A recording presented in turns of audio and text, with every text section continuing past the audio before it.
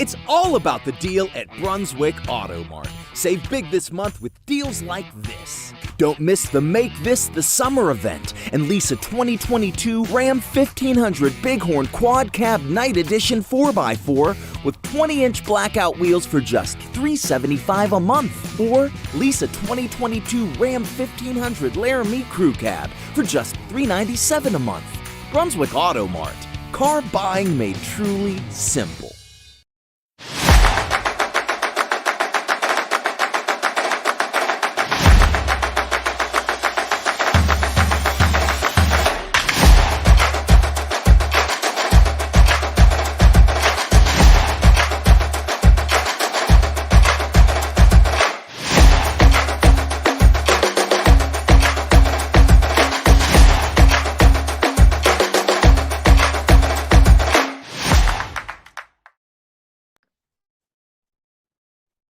Good evening, everybody. Welcome back to another Believeland Prep Interview. I'm your host, Kevin Sleds. With me, as always, my co-host, Joe Yule. What's going on, Joe?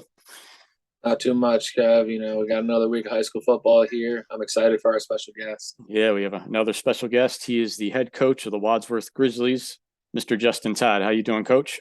Hey, thanks for having me. I'm doing well. Appreciate it, guys. Yeah, we appreciate you coming on. So, as far as head coaching goes, you were the head coach at Loudonville from 2012 to 2014. I think people that follow high school football pretty closely remember that 2014 team where you averaged almost 47 points a game, went to the championship game. That was pretty impressive. Yeah. You won the high school coach of the year award. Then you were at Mount Vernon in 2015 and then Wadsworth since 2016 on. How's the whole coaching experience been as a high school head coach? Well, coaching high school football it's a blessing. I mean, obviously there's no money in it, right? You're working a full-time job as a teacher. You put as many hours as anybody else, that coaches at another level, into your craft, the things that you're doing on the weekends. And, the wins are great and playing in big games. And, you'd mentioned championships, but the reality is that people get into high school coaching because they want to build into young men's lives. And that's really the purpose behind coaching. That's the purpose behind our program. It's the platform that we use to try to make sure that, that kids are being, that they have a positive influence in their life. They're being taught all the right things as far as, hard work, conducting yourself in the right way in the classroom, in the community, obviously on the field. And so it's really a calling, guys. And I think that it's much greater than just the game of football. But I do know this, like I learned so much more about life playing ball and being coached by great men than I learned in any classroom, right? There's just some extra things that, that it requires to be an athlete, that it specifically requires to be a football player. And it's the reason why all high school coaches do it, because we want to give back to the game that has given us so much. Yeah, and you mentioned, playing and learning so much, from such great people. And, in particularly that you got the chance to play for Hall of Fame coach Chet Looney in high school, and in college playing at Mount Union, you got to be coached by absolute legend Larry Carey's. What's it like to be able to pick those guys' brains every day and just find out things about them? Well, I've been really blessed, like you said. The opportunity to have played under two guys that, one's in the high school Hall of Fame, the other's in the college football Hall of Fame. And, Coach Looney was very much like a father figure to me. All the guys that I played high school ball with, I actually got to coach with him as well when I first graduated from college. So that was a great experience. But really, he was one of those guys. It was small town football. And it was, we were in a town where basically the whole city, community shut down on a Friday night, and he was there for 35 years. And the amount of people's lives that he changed based on his steadiness and his demeanor.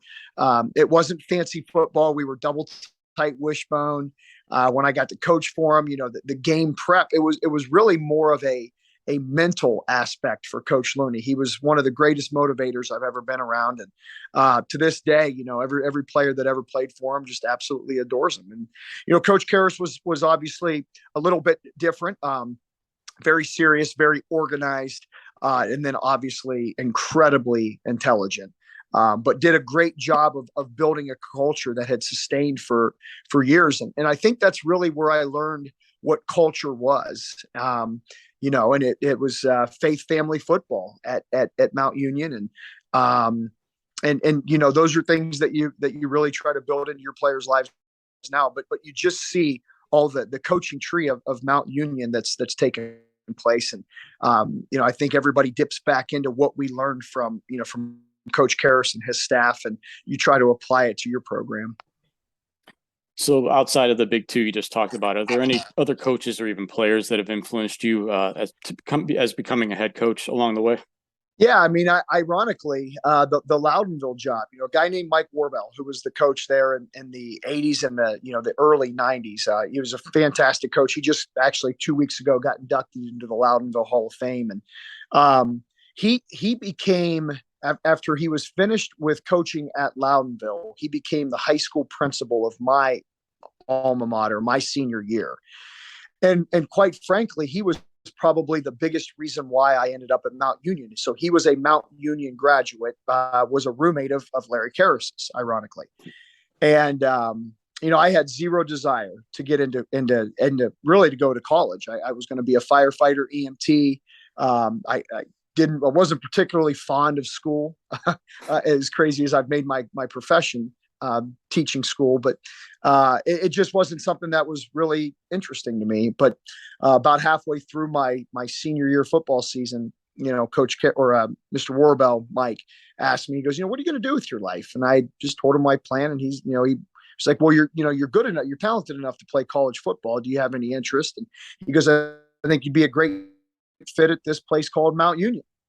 And this is really before the internet, guys. So D3 football was not as publicized. And I'm like, well, I've heard of Mount Union. I know that they're pretty good. Didn't know a lot about them, and but he is probably the primary reason why I ended up at Mount Union. And then we maintained a relationship from the time I was at Mount Union through. And because he had been a coach at Loudonville for all those years, he still had heavy influence in the Loudonville community, and really was a big reason why I ended up at Loudonville as a coordinator and as as the head football coach there. So I owe a lot to my coaching career, to the profession, to a guy named Mike Warbell.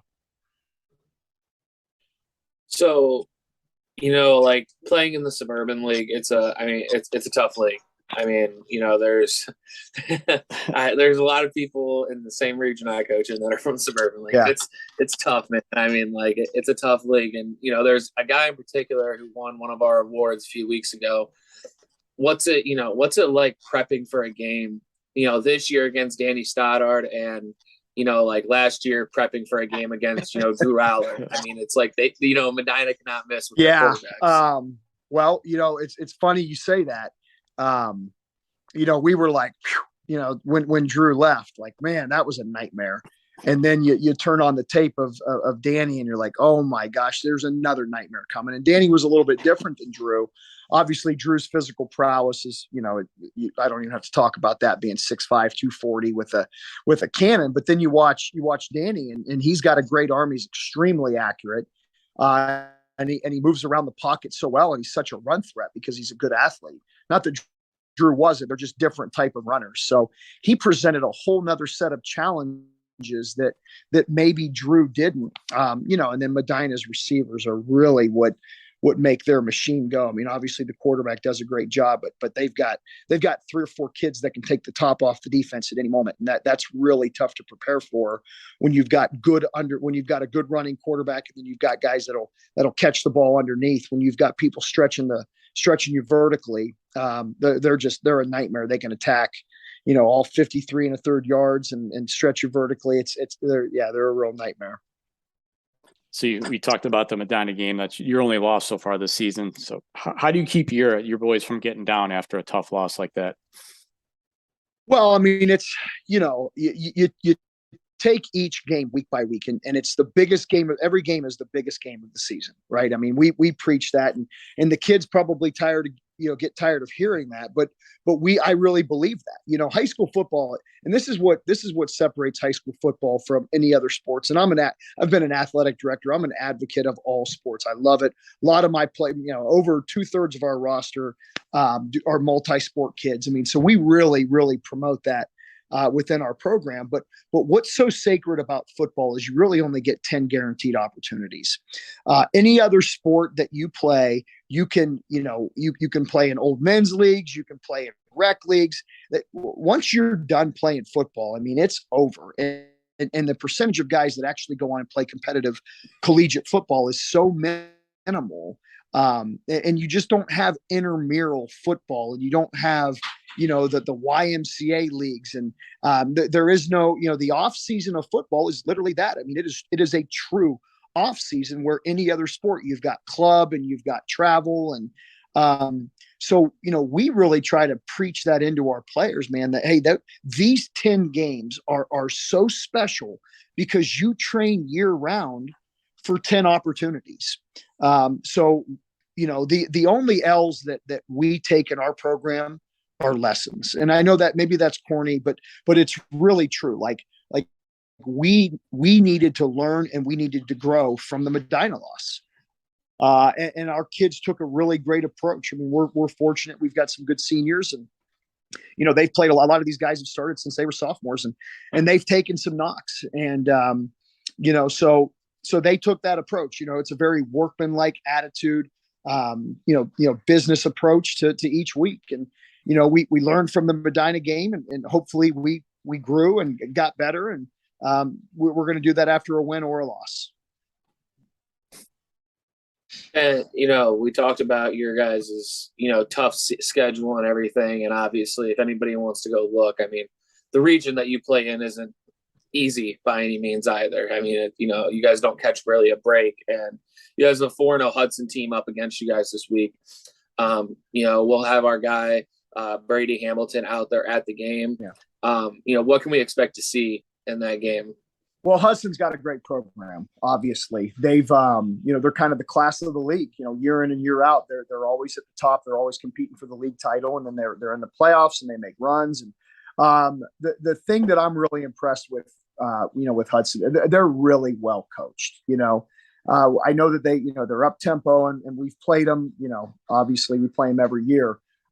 They don't do a lot. They just do it really well. And they do it at a tempo that puts a significant amount of stress on the defense. I think their quarterback makes really good decisions. And the thing that's always been impressive, and we talk about it a lot in Wadsworth, is how every year Hudson's offensive line, I mean, they've got these long athletes that have, it's like they've got wings, their arms are so long, and they're technicians with their schemes. I mean, they run inside zone, outside zone, and counter, and they're just really, really good at it. So I think they're extremely well coached. They don't make a lot of mistakes. Defensively, they give you a bunch of different looks, and they're always showing blitz, and then then they'll bail out and they give you some different coverages. So again, it's simple with what they do, but they execute it so well, which is the sign of a really well coached team. So are there any players we should look out for the rest of the season? I know you mentioned your senior class, but from that group, and then maybe any underclassmen who may step up the rest of the season. Yeah. Our linebackers are playing really good football right now. They're 3-year starters, Maverick Blackburn and Ian Kaufman. Braden Probst played a lot as a sophomore. He's now a senior defensive back. And he's in charge of our secondary. And Cohen Grimm is he's going to be a candidate to be a 195-pound state wrestling champion this year. He's also started since he was a sophomore. He's a defensive end. So, defensive side of the ball, we've got a lot of guys that have played a significant amount of reps. So they've been playing really good football. I mean, obviously the Medina game, we gave up, one of those scores was a kickoff return for a touchdown. And, so we played a little bit better than the score indicated in the Medina game. Offensively, we've got a junior taking snaps right now. And, we had a senior, Luke Fisher, who got an injury that was our quarterback. And so right now, We've got our backup who actually was our starting slot wide receiver, Will Stack, and he's doing a really nice job in our offense. He's played in our offense since 6th grade, when I first arrived here. So he's pretty proficient in it. Davis Nye is a great wide receiver for us. Let's see, Kyle Figueroa has he's had several hundred yards the last couple of games. He's a bell cow running back. We're going to feed him the ball a lot, for the rest of the year. And then our offensive line is starting to gel, which is really good. And they're led by our right tackle, Aaron Reese, who is, he's only a junior. He started last year as a sophomore, and he's really taken the role as a leader on the offensive line. So, we've got a lot of good football players. Tommy Arnold's our tight end. He's very versatile. We can play him in line. We can play him as a off, and then we can play him flexed. So he gives us a lot of versatility. So we love our kids. They give us everything that they've got every day, and they're really excited for this incredible challenge that we have Friday night. Yeah, if there's, before we get off of here, if there's one word that would describe the Wadsworth Grizzlies this season, what is it? I think that, our motto, so it's not really one word, but our motto is iron sharpens iron. And so I would say, to give a couple adjectives, that, unity, together. This is one of the more close-knit groups that I've, the senior class, the junior class, they are a really, really tight group. There are no egos involved. Very selfless, maybe would be the word that I would use to describe this football team, because they believe in sharpening one another every day, whether it's in the weight room, classroom, film room, or obviously the practice field. And they push each other, and they're selfless in their play. And it's really all about what can the team get done. All right, Coach, good stuff. We really appreciate you coming on with us, and we wish you the best of luck this week against Hudson and the rest of the season. Appreciate you guys. All Have right. a good night. You too. Thank you. You too.